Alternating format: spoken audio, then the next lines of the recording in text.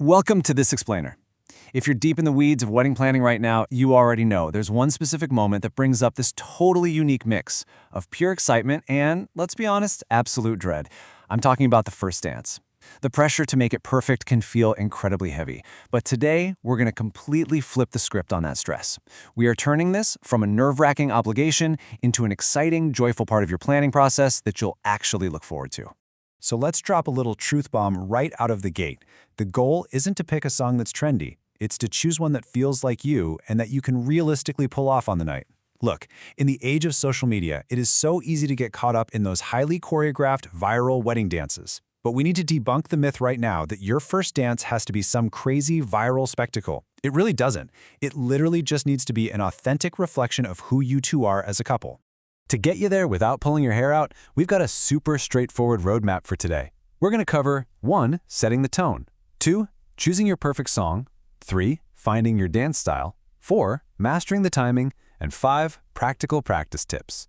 By the end of this, we'll have this whole shebang broken down into completely manageable bite-sized pieces. All right, let's jump right into step 1, setting the tone and figuring out the vibe of the night. You know, it's so easy to think of this dance in a vacuum, but honestly, it sets the entire emotional baseline for your reception. It tells your guests exactly what kind of party they're in for.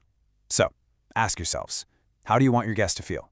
I want you and your partner to close your eyes for a sec and truly picture your venue. When you step out onto that floor, are you going for a sweet and timeless vibe, something that brings a tear to the eye? Or do you want it upbeat, ready to party? Maybe you want something playful and quirky for some laughs, or something highly dramatic and cinematic.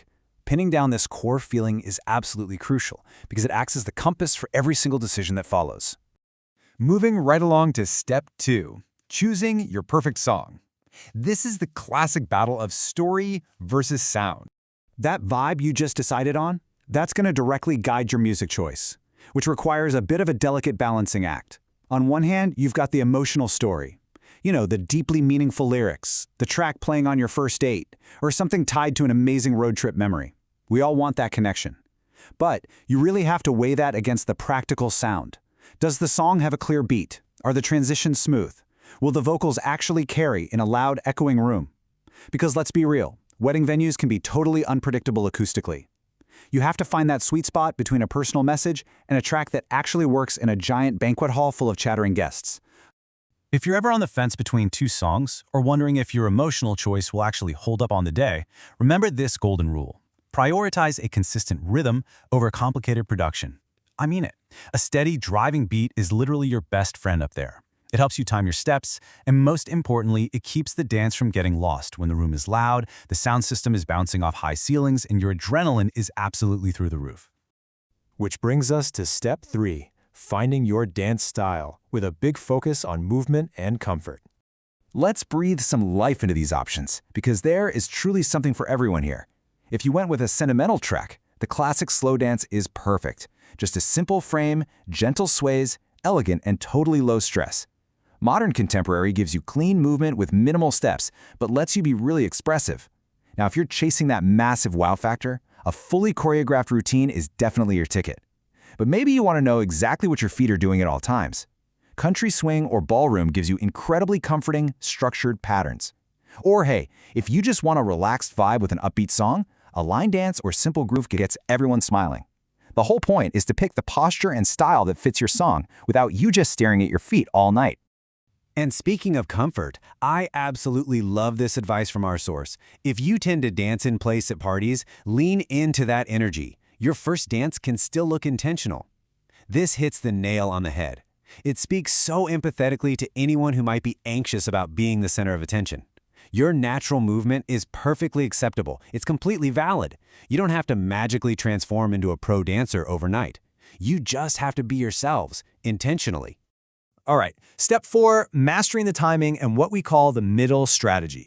Listen up, because this is the absolute biggest mistake couples make, forcing themselves to dance to an entire, unedited 4-minute track. Let me tell you, 4 minutes feels like an eternity when hundreds of eyes are glued to you. Instead, look at this curated timeline structure. It's brilliant. You start with the intro build at 0, letting that anticipation rise. Then, you hit your main emotional section around the 1-minute mark. This is where you drop your dip, a lift, or a dramatic turn. And then right around 2 minutes, bring it home with a strong landing or ending. Editing your song down like this keeps you from rushing through the best parts, and it guarantees your audience stays totally hooked before their attention starts wandering. But wait, you can't just finish the dance and awkwardly stand there, right? You have to figure out what happens right after. You need an exit strategy. Are you striking a pose and transitioning straight into a family photo moment on the floor? Are you having your bridal party rush in for a crowd entrance? Or are you having the DJ immediately fade into a quick, upbeat track to pack the dance floor? Your choreography, your song edit, and your DJ all need to be totally in sync here so the energy stays super high. And finally, step 5, practical practice tips and gearing up for the rehearsal. You can easily turn your living room into a highly effective rehearsal space just by following this quick checklist. Step 1. Practice at DJ volume. Like we discussed, you have to know you can hear that beat when the music is absolutely blasting.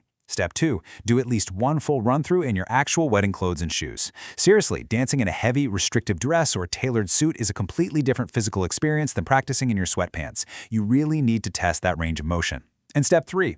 Confirm your edits and transitions with your DJ way in advance. Nobody wants abrupt stops or awkward silences on the big night.